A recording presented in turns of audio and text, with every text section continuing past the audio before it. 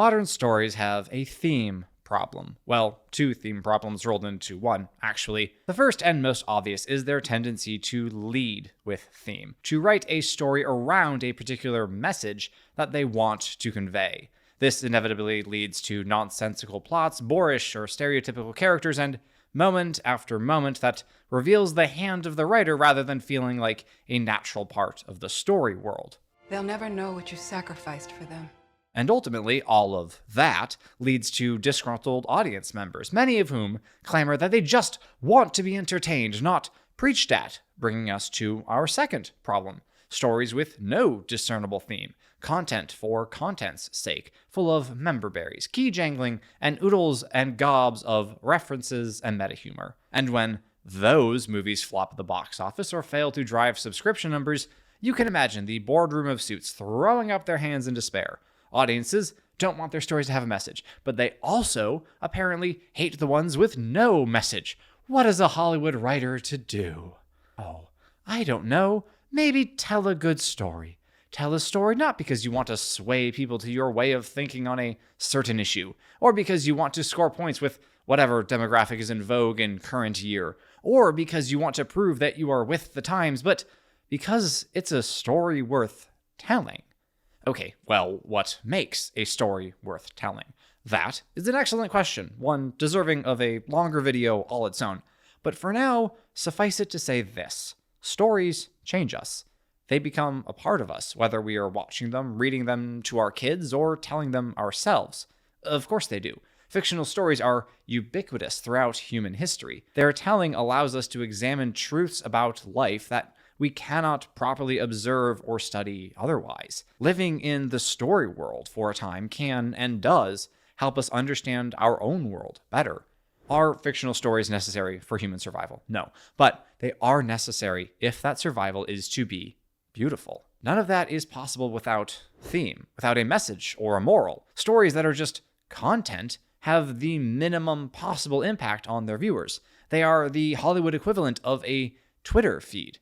As a matter of fact, they're largely made to be watched in conjunction with scrolling on social media, so you can rot your brain at double speed. There is, sadly, a plethora of examples of such stories lately, even in the once great titans of our entertainment industry. Let's take Ant-Man and the Wasp: Quantumania, for example. You do remember that movie exists, don't you? I could hardly blame you if you had wiped its existence from memory. I certainly wish I could. And look, the first two Ant-Man movies are not what I would call thematically rich, but they had some decent elements, mostly related to family, and were highly wholesome in that regard, which is why the third film's treatment of Scott Lang by his daughter, whom he had always loved and cared for in his own imperfect way, and who absolutely adored him, left a bad taste in the audience's mouth. Cassie isn't impressed that her dad helped save the world. She's mad he's not advocating for the rights of homeless people, because if you're a superhero, every problem is your problem, I guess. Sure, you could argue that there's a theme here of a hero's work is never done, which would be decent enough, but it goes nowhere. The film's first two acts are the very definition of the word meh. Stuff happens for various inane reasons, none of it really leading anywhere meaningful, but at least it's not overtly terrible. Then the third act happens, and oh my gosh, I cannot express how deeply terrible the last act of this movie is. It's 40 minutes of CGI overload, nonsensical action, and it's never too late to stop being a dick. At the end of it all, you have no idea what you just watched. You certainly have nothing to take away from it. It was 2 hours and 5 minutes of absorbing flashing colors with your eyeballs. Your brain didn't even need to be attached. It's honestly better if it wasn't. Quantumania is what you get when studios react against that aforementioned pushback after audiences throw a tantrum over being preached to. I'm not sure if it's worse than movies or shows which were only conceived because the writers wanted to score social or political points, but it certainly isn't good, and at least those writers tried something. Now, it would be all too easy for me to continue bashing Marvel here, or Star Wars, or most anything made by Disney. Goodness knows that field has an enormous amount of ripe fruit, even in 2025.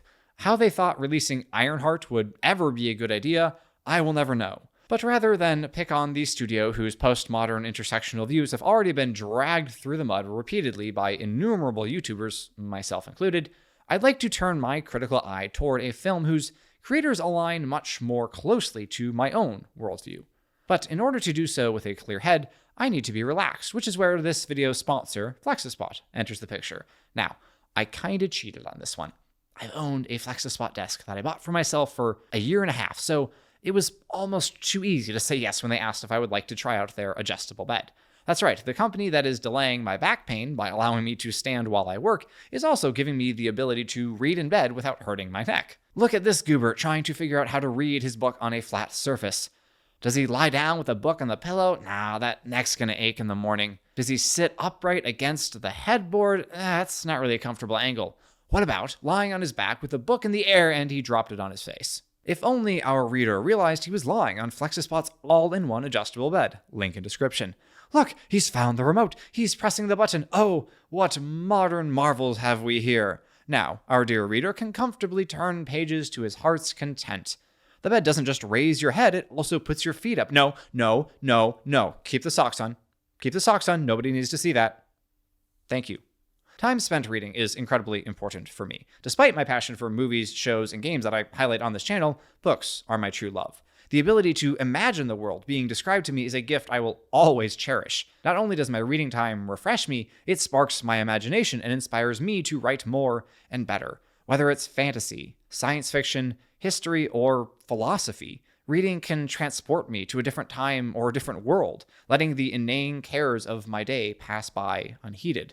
It's only appropriate that I have a spot to read that makes the transition from my room to ancient Greece or Rome to Middle Earth, Narnia, Arrakis, or what have you as easy and seamless as possible, and that is comfortable enough to keep me there, relaxing body and mind, so when I do return to my work, it is with renewed vigor and passion.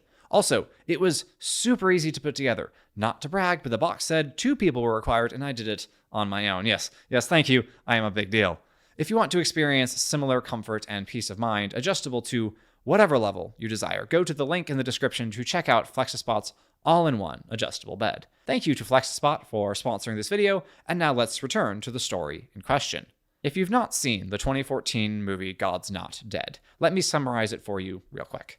Josh is a college freshman whose philosophy professor demands that all his students sign a slip of paper saying God is dead. And when Josh is the only student to refuse, the professor decides this topic must be debated because reasons. Josh then studies day and night in order to win the series of debates, and his girlfriend breaks up with him because he won't let the matter drop. At the end, Josh gets the professor to admit that he hates God for letting his mother die, and how can you hate someone if they don't exist? Josh's victory causes his classmates, led by the exchange student from communist China, to boldly declare God's not dead, and then they all attend a Newsboys concert. Oh, and the professor gets hit by a car but reverts before he dies. Oh, and there are like 3 other B-plots about various people finding God in dramatic fashion because I guess they wanted more than one plotline. For example, there's the Muslim girl who is becoming Christian for unknown reasons, whose brother snitches on her for unknown reasons, and then she gets kicked out of her house by her father for reasons that are slightly clear but extremely stereotypical, and the father's character is not explored beyond 2 conversations. This girl is in a total of maybe 4 scenes. And if you wanted to explore the difficulties of converting from a Muslim household, you should do that. But you should do it justice. This doesn't. No one here is a real person with whom the audience can connect. They're just random characters to whom things happen, unrelated to the main story. Oh, but the movie has her talk to the main guy at the ending concert just to be like, look, it's connected. Anyway, this is a story where it would be interesting, remarkable even, if it were true. There are real Christians who really suffer for their faith. Right now, today, it's happening. If I want to be inspired to live my faith more boldly, that is where I should turn.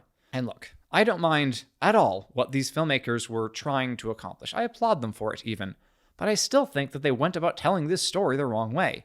Because God's Not Dead isn't so much a story as it is a fantastical tale of wish fulfillment, full of characters who can only be described as the extreme of whatever role they're written to fill. The atheist professor, he vows to ruin Josh's life because the kid continues to argue for the existence of God.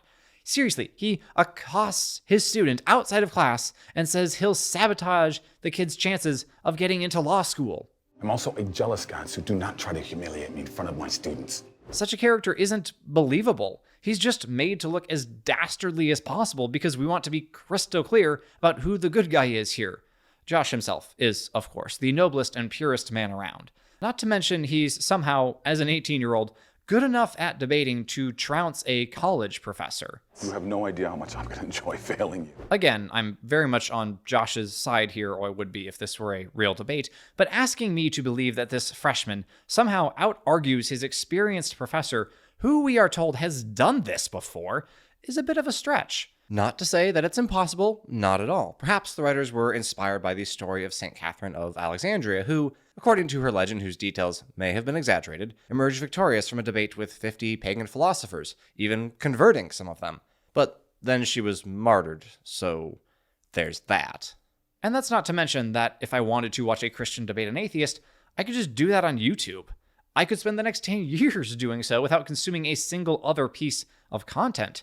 This just isn't unique. I mean, it is, in a way, in that no one else put it into theaters before PureFlix Entertainment did, and I guess I can't exactly argue with their financial success. Making $60 million on a $2 million budget ain't half bad.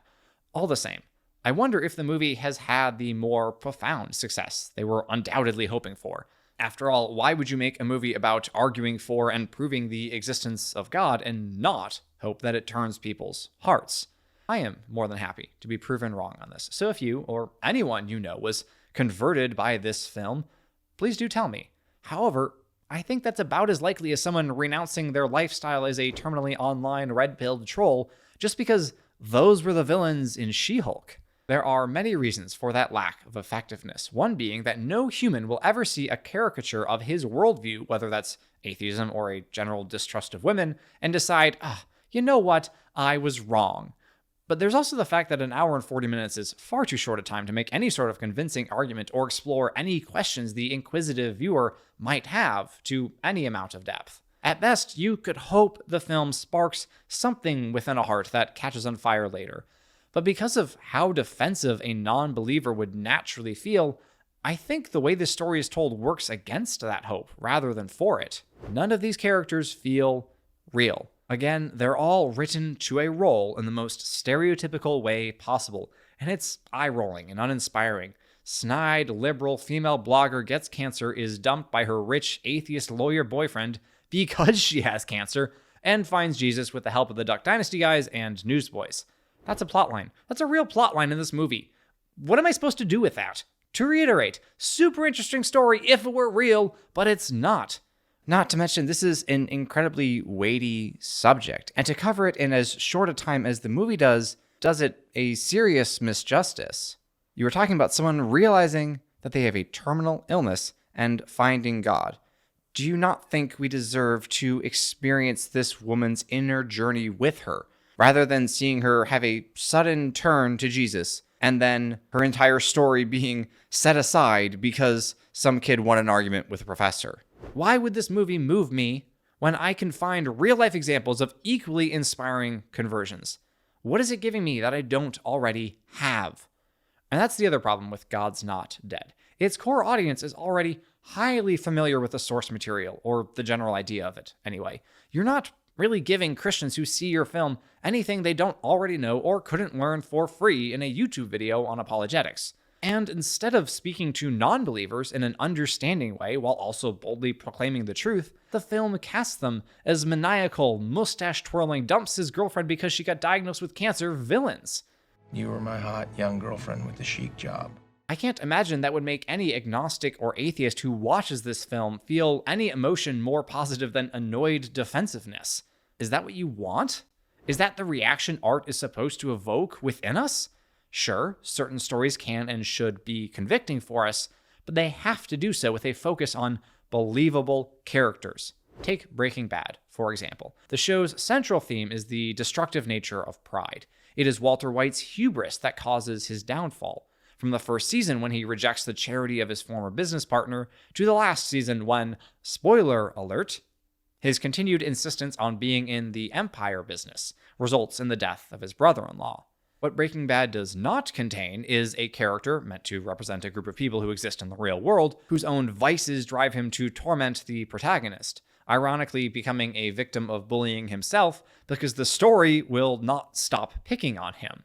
I highly doubt that's how God's Not Dead would want its non-believing viewers to feel, but I don't know how they could react otherwise. The film doesn't engage them on an intellectual level. It just makes them out to be scum who drive away all the people who might care about them. That, if you ask me, which no one did, is a grave mistake. Okay, so say you are a Christian filmmaker or storyteller, and you want to create something that is edifying and inspiring, even for those who do not share your beliefs. A story that might just speak to their hearts in a way that will guide them through some road to the truth. Focus on the story. Now, you could do this by, say, telling a story from the gospel with care and dedication to your art. The passion does exist, but I'm more specifically talking about fiction. So, how do you go about that? You create a world, whether it's a fantastical one or just a subset of our own.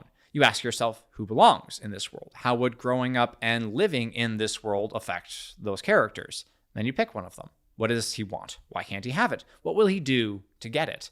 And all of a sudden, you have found yourself with a setting, a cast of characters, and a plot. Theme will only emerge when those foundational elements intersect. That is, after all, how it worked for the greatest storyteller of our modern age. The Lord of the Rings is, of course, a fundamentally religious and Catholic work. Unconsciously so at first, but consciously in the revision. That is why I have not put in, or have cut out, practically all references to anything like religion, to cults or practices in the imaginary world. For the religious element is absorbed into the story and the symbolism. Tolkien wrote Lord of the Rings without any real mind to Christian symbolism. Symbolism, not allegory, mind you. And when he did revise the work with such themes in mind, he cut out virtually all religious elements. We are talking specifically about the Lord of the Rings here. Just to be clear, the Silmarillion and its creation story have not yet entered the picture. Instead of having a ham-fisted allegory about the Eru-worshipping men of Gondor defeating the materialist orcs, Tolkien gave us men and women who found courage they never knew they had. Of course you are!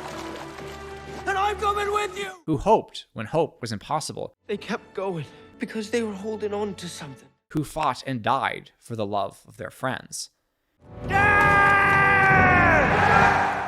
Is Aragorn a messianic figure? Absolutely. Not only does he refound a kingdom long lost, he does so in an unexpected way.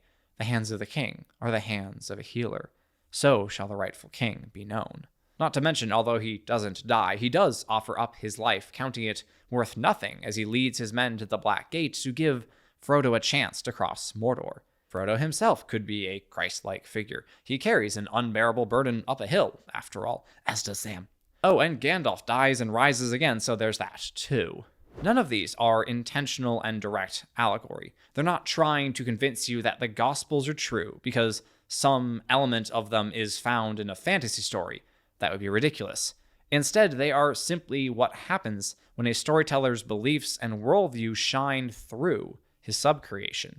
I have consciously planned very little, and should chiefly be grateful for having been brought up, since I was 8, in a faith that has nourished me and taught me all the little that I know. This is how we ought to tell stories. Not that you shouldn't plan or outline, but that we ought not to force our beliefs, our messages, our morals into them. They should be naturally infused into the narrative. We should not be able to write otherwise. If we believe that true heroism is dying to self and putting the well-being of others above your own, then we will inevitably write heroes who act in such a manner. In fiction, as in real life, conversion must start with relationship. This means the audience must be able to connect with the characters in some way. Why do you think Tolkien wrote his chief protagonists as people who loved food, music, good company, and the natural beauty of the earth? Because he loved those things. Because everyone does. Hobbits are preeminently ordinary folk thrust into a fantastical world of elves, dragons, magic rings, and dark lords. They are us, and we are them. Not because we are short, hairy, fat hole dwellers, but because we see their appreciation for these simple joys of life and know that it would be a great triumph if we were to be so profoundly content. The scouring of the Shire near the very end of the books is tragic because it suddenly and spitefully brutalizes that unassuming beauty, that place where our heroes always felt safe, that home that they longed for as they traversed countless dangers across Middle-earth. But the scouring is not an allegory. It does not represent any one thing. You could, perhaps, say that it stemmed from Tolkien's strong dislike for his day's modern technology, and you would almost certainly be right. But the scouring is far more transcendental than that. It holds meaning for us, here and now, in whatever year you're watching this, because we have all had that experience of seeing something we love desecrated and ruined in the name of progress. This is why Lord of the Rings is, at heart, a true story. Not because it really happened, but because it contains truths that transcend the eras of human history. I would claim, if I did not think it presumptuous in one so ill-instructed, to have as one object the elucidation of truth, and the encouragement of good morals in this real world, by the ancient device of exemplifying them in unfamiliar embodiments that may tend to bring them home. That is how Tolkien sought to convert his readers through his fundamentally religious and Catholic work, not through preaching, not through allegory, but through truth. Fantasy can do what no other genre can, in that it presents ideas and ideals with which we are familiar: honor, loyalty, duty, courage, hope, and so forth in unfamiliar embodiments. In men and women who ride to battle against hosts of orcs, trolls, and mumakil, in the elf and the dwarf who abjure their people's historical quarrels and form an unbreakable bond of friendship, in the gardener who rejects the vision of Mordor cultivated to his will and vows to be content with his one small garden, worked by his own two hands. The same gardener who then shows mercy to a nasty, pitiful creature on the slopes of Mount Doom, and by doing so, allows for the salvation of the entire world. That is how you write theme. It cannot be forcefully injected, or the story will cease to be a story. But it also cannot be ignored, cannot be hunted down and wiped out because you, the storyteller, are too afraid of imposing your views because the audience has told you they hate that. Instead, it must emerge naturally from the story you want to tell, from how the characters interact with the world around them, from the choices they make, the hardships they endure, the defeats they suffer, and the victories they win. And if that tale is one worth telling, if it seeks the good, the true, and the beautiful, then your story will find its due place in the hearts of all those who partake in it. Many thanks to my generous patrons who have joined me in my exploration of why stories matter and how we can reclaim them from whatever Hollywood has turned into these days. Special thanks go out to the members of the Champion tier, Tom Tennyson, 1337, and Zach W., and of the Hero tier, Cameron Wagner. If you would like to get unscripted videos from me, the ability to vote on polls for future YouTube video ideas, and much more, go to my Patreon link down below, where you can also find the link to sign up for my email list for updates on my work-in-progress fantasy novel. Thank you for watching, thank you for liking, commenting, and subscribing. God bless, and I will see you next time.